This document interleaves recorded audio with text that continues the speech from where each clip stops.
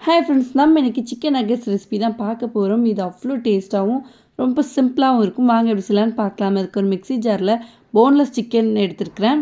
Chilli flakes, மிளகாய்த்தூள், உப்பு, கறி மசாலா, கொஞ்சமாக இஞ்சி பூண்டு paste, 1 spoon soya sauce, chilli sauce, மிளகுத்தூள், 2 ஸ்பூன் பிரெட் க்ரம்ஸ் எல்லாத்தையும் சேர்த்து நல்லா அரைச்சி எடுத்துகிட்டு வந்துடலாம். இந்த மாதிரி இருக்கணும்.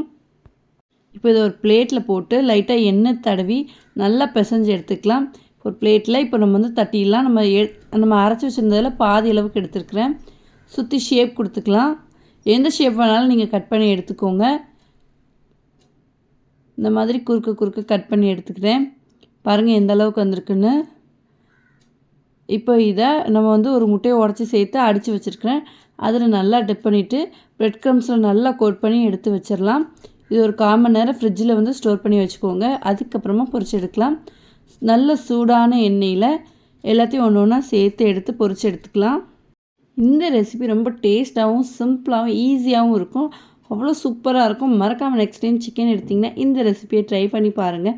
இதோட ஃபுல் வீடியோ பின் பண்ணி வச்சுக்க, மறக்காமல் செக் பண்ணி பாருங்கள். தேங்க்ஸ் ஃபார் வாட்சிங். நெக்ஸ்ட் வீடியோவில் பார்க்கலாம்.